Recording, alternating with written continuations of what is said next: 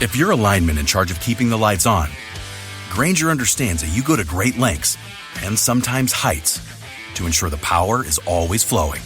Which is why you can count on Grainger for professional-grade products and next-day delivery. So you have everything you need to get the job done. Call 1-800-GRAINGER, click Grainger.com, or just stop by. Grainger, for the ones who get it done.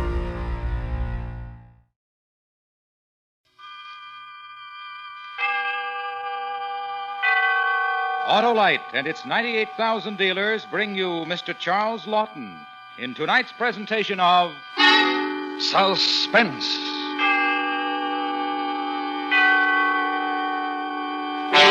Tonight, Autolite presents a story about a man whose name was synonymous with death. A true story which we call Jack Ketch. Our star, Mr. Charles Lawton.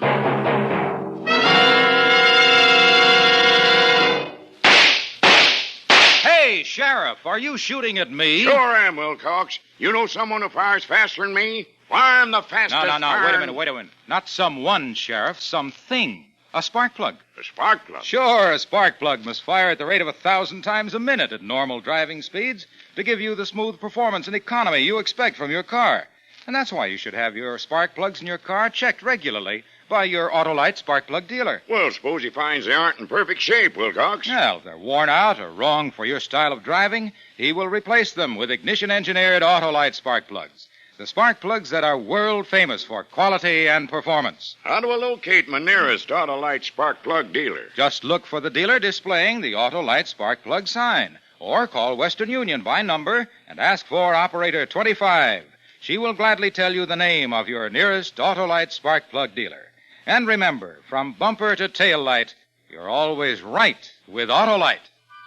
And now, Autolite presents transcribed Jack Ketch, starring Mr. Charles Lawton, and hoping once again to keep you in suspense.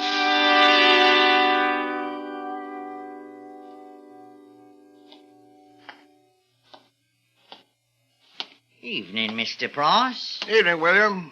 Cold enough. Hard day for you, Mr. Price? I must say I'm fair wore out. What you need is a bit of the old warming for the cockles. How true. It's cruel work for a man in this weather. Well, you hop down to the Blue Ball, Mr. Price. Have yourself a dollop. I'd thought of it, but I happen to be a little short of funds tonight, William. I wonder if you... Oh, here. Have one for me, Mr. Price. Oh, it's very nice of you, I must say, William. Very nice. Good night.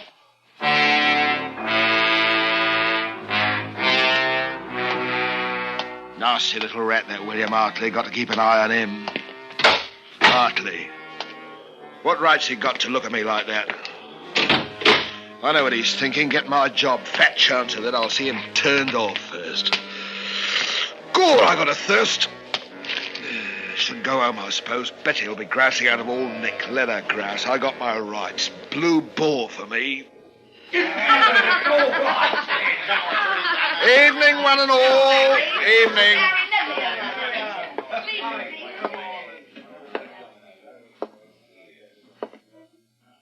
Evening, Mr. White. Mrs. White. Mr. Loam. Oi, Granny, spry as ever. Here, what's all this? Somebody dead? So that's the way it is it? Keeper! Ale! I said ale! Ale! Perhaps you didn't hear me the first time. Can you pay for it? Yeah, I can pay for it. And more, don't worry about me. I can pay for anything. You hear that? All of you. I don't need a bloody one of you. You'll all come to me one of these days. Ale. The watchman is looking for somebody. He don't pay his debts, and he's going to Marshalsea prison for it. Who said that? Who said it? I wonder who's going to get Jack Ketch's job when he's out of office. Who called me that? My name is Price. John Price. John Price! John Price! You hear what I say? John Price. Oh, I had such an pain in me throat, Mr. Ketch, dear. Do you have a cure? Got any old clothes for sale today, Mr. Ketch? Shut your faces, a lot of you. Stop, I'll do you a mischief. That's what to hear. You, stop it. Here, that's enough. There'll be none of that in here. If you want your ale, come over to the table and drink it. Otherwise, out. Sorry I lost my temper. I'm sorry. I'm just very tired tonight. Accept my apologies, Keeper. I don't accept nothing from you except your money. I have to do that because I have to serve you. My charter says so. If any trouble from you, and out. That's a fact, and don't forget it.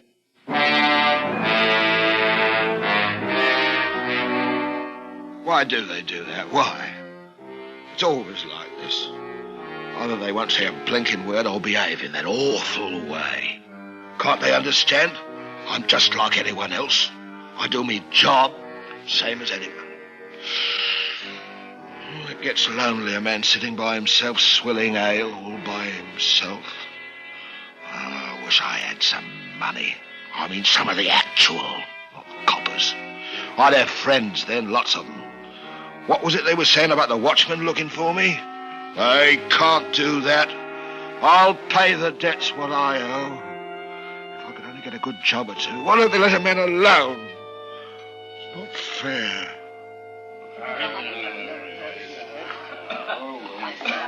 It's not fair. What ain't fair, Mr. Price? Who's that? Oh, William Hartley. You, got off late tonight, didn't you? That's right, Mr. Price. Having a bit of a guzzle, eh? I will not stand familiarity, William Hartley, and kindly remember your place and station. No offence intended. None taken, I owe. Granted. Mind if I sit down with me mug? I don't mind. Oh, long hours, short pay. That's the way of it. William Hartley, why do you talk to me? Why not, Mr. Price? You're my superior, ain't you? In a way. I have to talk to you. I don't want you to have to. I want you to want to. I sympathise. I want a friend. I want people to smile at me on the streets and talk to me and like me. Oh, you've got a burden, Mr. Price, and no mistake. William, how would you like to lend me 5 sovereigns? I could pay you back with interest. I've got 1 or 2 odd debts to pay. I heard about that, Mr. Price. Harry White was saying... Harry White, what's he know? He's out of my job like you, William Hartley. You don't pull the wool over my eyes. I know. How could you think such a thing, Mr. Price? Remember, I'm not out of office yet. Remember. You stay nice to me, William, because I have a position. How about a couple of sovereigns? I know you've got it, so there's no use... I'd like to oblige, Mr. Price, so help me I would. But my wife's expectant again, and you know how it is with another mouth to feed. How about a copper's worth of ale, then? You know, I was going to buy one for you, Mr. Price, but when I reached into my pocket, I found I'd just enough for me own mug. William Hartley, you're a dirty, sneaking little liar. Oh, Mr. Price. Don't you never find yourself in trouble? Because if you do, it's John Price is going to be there, taking loving care of you. Oh, Harry, you are a one. Now, you stop it. Anyone would think that we... Hello, Mr. White. Mrs. White.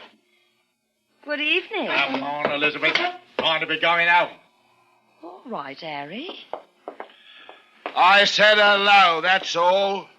I didn't do no harm, just hello. Well, hello, that's all.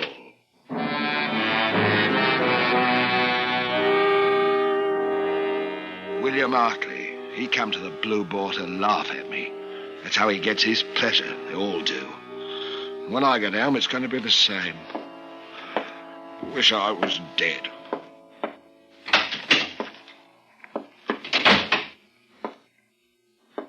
John Price, that you?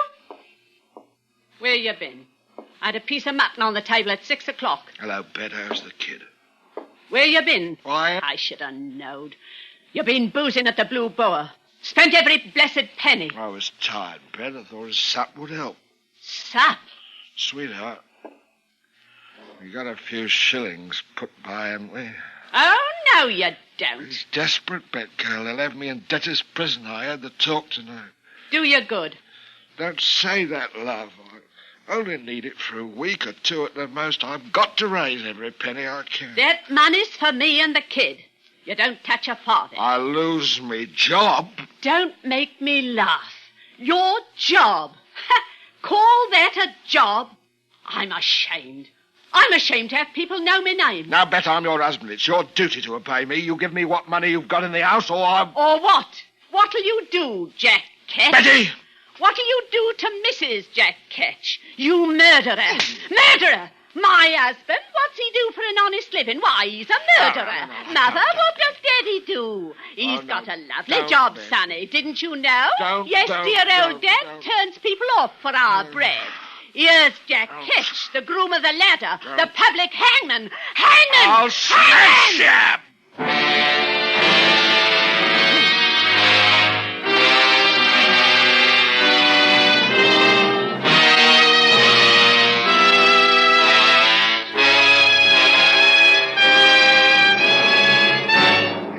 Autolite is bringing you Mr. Charles Lawton in Jack Ketch. Tonight's production in radio's outstanding theater of thrills, Suspense.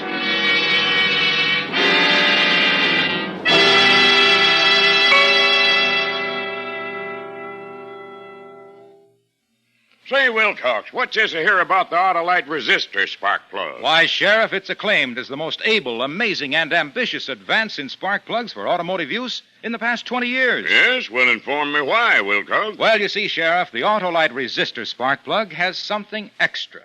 That extra is the exclusive Autolite 10,000 ohm resistor that's built right into the spark plug for extra advantages important to every motorist. But what's that mean to me, Wilcox? It means that the built-in resistor in the Autolite resistor spark plug permits a wider gap setting, which makes possible advantages such as smoother engine performance, quick starts, and double spark plug life. That's why Autolite resistor spark plugs are used as original equipment on many leading makes of our finest cars. So, friends, visit your nearest Autolite spark plug dealer soon. He carries a complete line of Autolite spark plugs for every use. And remember, from bumper to tail light, you're always right with Autolite. And now, Autolite brings back to our Hollywood soundstage Mr. Charles Lawton in Elliot Lewis's production of Jack Ketch, a tale well calculated to keep you in suspense.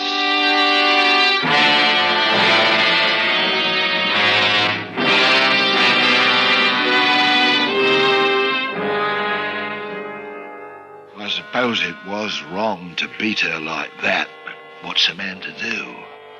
So what with me debts and what I done to Bet, here I am in Marshalsea prison. Not the first time I've been here, but what a stinking hole. Phew. All of us together, the muck of London, men, women, and dogs. There's one lad that ain't so bad coming yesterday. He's got learning, a gentleman, you can see that. Thomas Lovelace, his name. He's in debt to his eyes. £2,000. I'll be here until I rot, Price. I wouldn't say that, sir. There's always hope. You've been here before? 3 times, sir. This is my 4th and always for debt. Of course, there was the matter of my wife, Betty, this time. What did you do for a living, Price? Shh. Why, what's the matter? Hadn't you noticed the others? They never talked to me, sir. Hadn't you noticed? No, not particularly. I'll tell you why. Because I was in the employ of His Majesty. In service to the Crown, that's why. That's why they don't talk to you? I suppose you won't either, sir, when I tell you, but you'll find out in a day or so anyhow. What's the use? I'm the hangman. Hangman? Hangman? But I thought that Jack... Shh! That's what they call me. Oh. I thought so. Go on, sir. I won't trouble you. You're a gentleman. You don't want the likes of me. Well, you haven't got a very savory reputation, you know, Price. It was me job. Somebody had to do it. I've heard that you rather enjoyed it. That is a lie. And what about the poor devils who paid you to put them out of their misery quickly? Well, I was happy to oblige. Poor souls. Sometimes they give me a few pence to help them through the awful passage to heaven. But Lord bless you, I did my best. And if they didn't have any money? Well, I wouldn't hold it against them, you know. Of course, I'm not denying that a nice, neat rack or press job was worth a few shillings extra, but wouldn't you have taken the money, I ask you now, wouldn't you? I wouldn't have had your job, Price. Not for £1 million. Oh, well, that's the way of it. Each man to what he knows. Right, Mr. Lovelace? My profession is hangman. Yours is to be a gentleman. Am I right, sir? And we're both in debtor's prison. That gave him something to think about. He wasn't so high and mighty after that.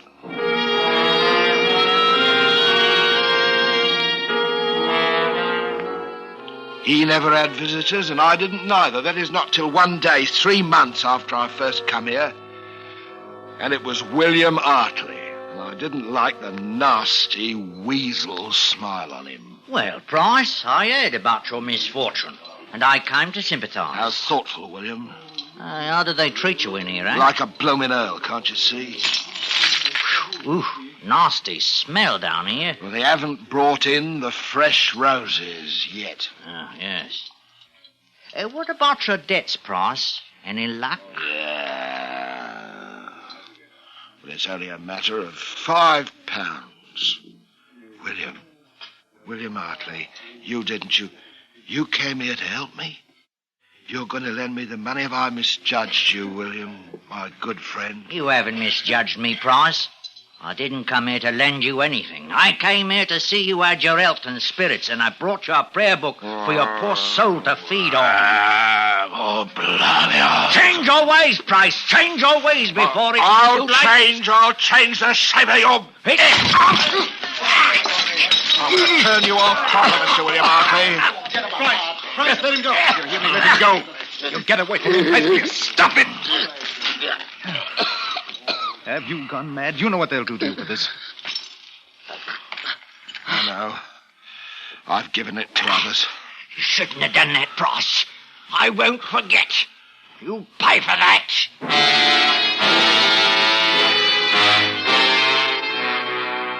I paid 30 lashes and slumgullion for a month.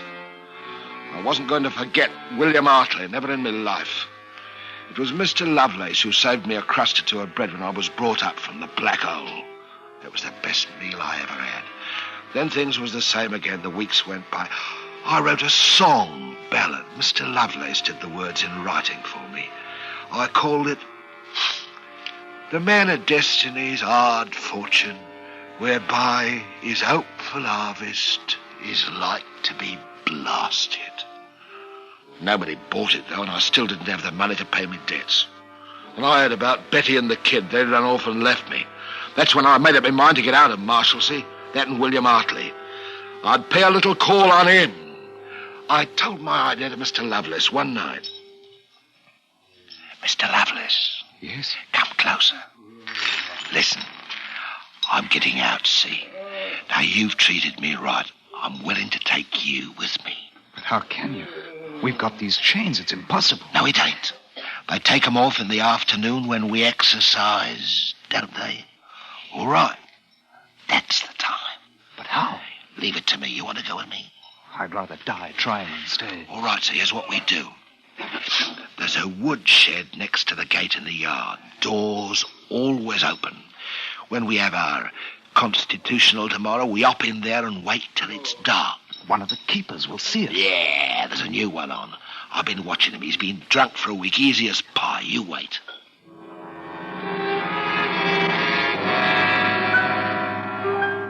The next day we did it.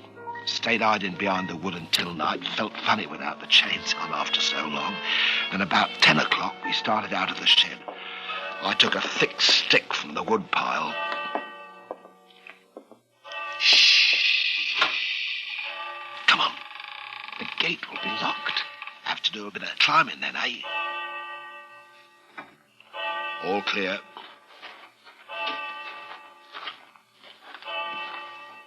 Look, keeper, he's asleep. We have to pass him, supposing he wakes up. He won't.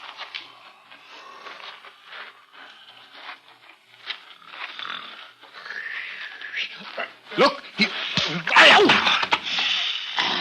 give me an hand up first and I'll pull you over. Right. All right. Give me your hand. All right. Up you come.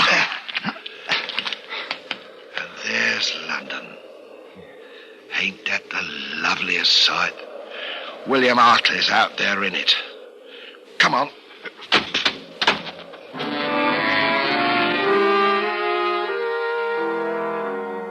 We stayed together until we were well out of sight of the prison. Then Mr. Lovelace said goodbye. I'll leave you here, Price. I can't thank you enough for helping me. We shan't meet again, I suppose, but I'll always remember you. Goodbye. And he went his way. A couple of minutes later, I found a broom maker going home from selling his wares, and after a short argument, I had 2 silver shillings in my pocket. I tossed for it. William Hartley now, or later.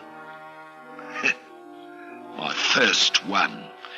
And that took me to the nearest alehouse in Bunhill Fields. Hartley would have to wait, but not for long. I was going to do him a mischief, pay the little scut back before the night was out.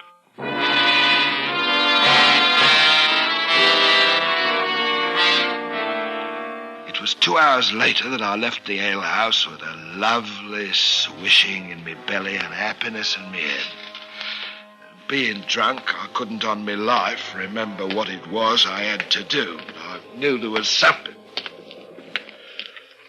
How his groans was dreadful for to hear, as the stones they pressed upon him, and Jack stood solemn, not shedding a tear, when the awful... Hello, who's that? It's me, Elizabeth White. Is that you, John Price? I thought you were in Marshalsea. Elizabeth White? Well, I never. What you doing in Bunhill Fields this time of night? I had an order of gingerbread to deliver. You frightened me. Who, me?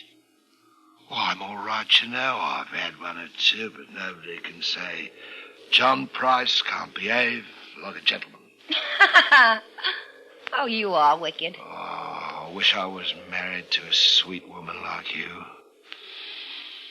Ooh, how I envy your husband. Now, Mr. Price. I apologize. Humbly.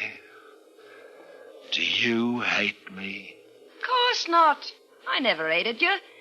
It was Harry didn't want me to talk to you. I mean, you know, because I'm hangman. Well, you're not anymore, anyway. I'm really very gentle at heart, you know. Just misunderstood by one and all.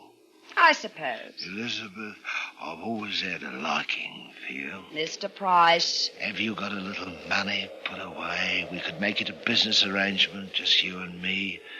I'd pay you next month. How's that? I haven't got anything, Mr. Price. Hold on, maybe a shilling or 2 tucked. Well, you must have copped something for the gingerbread. Please, Mr. Price, my Harry'll be awful. It ain't honourable for a man in my position to be in debt. There's no one to turn to. Come on. I'll pay you back. I swear it's desperate. No, Mr. Price. Where do you keep it, eh? Stop it! You'll have the watchman down there. Stop it! Let me go. Where is it? Give it over, you hear me?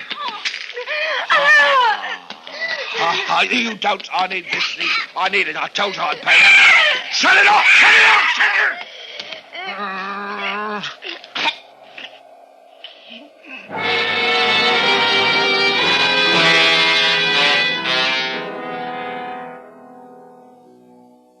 Well, here we are again. Newgate this time. The watchman got me, but it was too late for Elizabeth White. Afraid I done her in. Poor soul. I'm to hang for it, so there you are.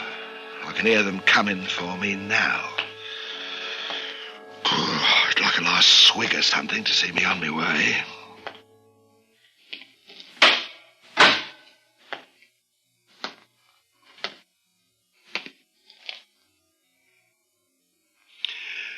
Go! William Hartley. Are you ready, John Price? You nasty little winkle. You mean you're the hangman? I am. God blimey, I was coming back to turn you off, you maggoty worm, and I forgot her. You wouldn't be here now. I bear you no malice, John Price. Yeah, you won't make no hangman. Not for long, you won't. You wait. They'll start calling you Jack Ketch. You wait. It's me duty. I always knew that someday I'd find me calling to protect the people from such poor wretches as you. I have found it. Oh, blimey, I might have known it. Balmy, too.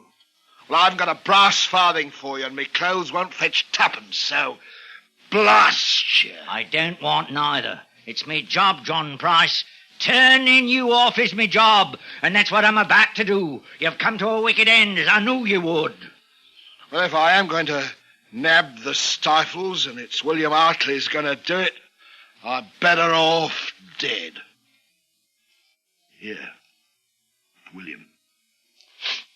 You write something for me on the wall. I got some charcoal. What? What do you want me to write? Here died John Price, public hangman of London. He was turned off upon that gallows which he had served so well in his day. God save the king in the year 1686.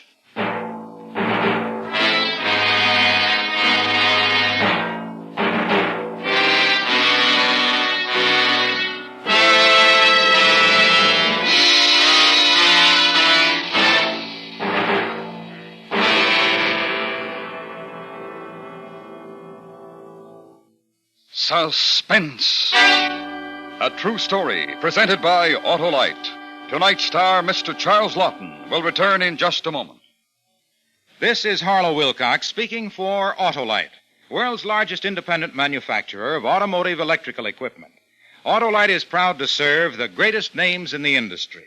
They are members of the Autolite family, as are the 98,000 Autolite distributors and dealers in the United States and thousands more in Canada and throughout the world. Our family also includes the nearly 30,000 men and women in 28 great Autolite plants from coast to coast, and in Autolite plants in many foreign countries, as well as the 18,000 people who have invested a portion of their savings in Autolite. Every Autolite product is backed by constant research and precision built to the highest standards of quality and performance. So remember, from bumper to tail light, you're always right with Autolite.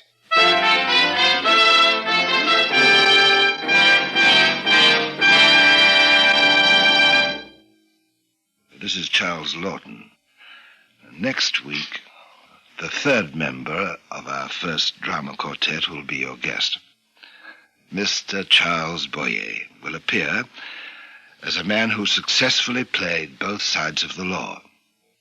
Vidocq's last case is the story, and it will be heard next week on Suspense. Jack Ketch was written for Suspense by Anthony Ellis. Suspense is transcribed and directed by Elliot Lewis. Music was composed by Lucille Ball and conducted by Lud Gluskin. In tonight's story, Joe Kearns was heard as Hartley. Featured in the cast were Joan Banks, Doris Lloyd, Ben Wright, Raymond Lawrence, and Ramsey Hill. Charles Lawton may be seen in the fall tour of the first drama quartet's presentation of Don Juan in Hell by George Bernard Shaw. For the location of your nearest Autolite spark plug or Autolite battery dealer, or your nearest authorized Autolite service station, phone Western Union by number and ask for operator 25. Switch to Autolite. Good night. This is the CBS Radio Network.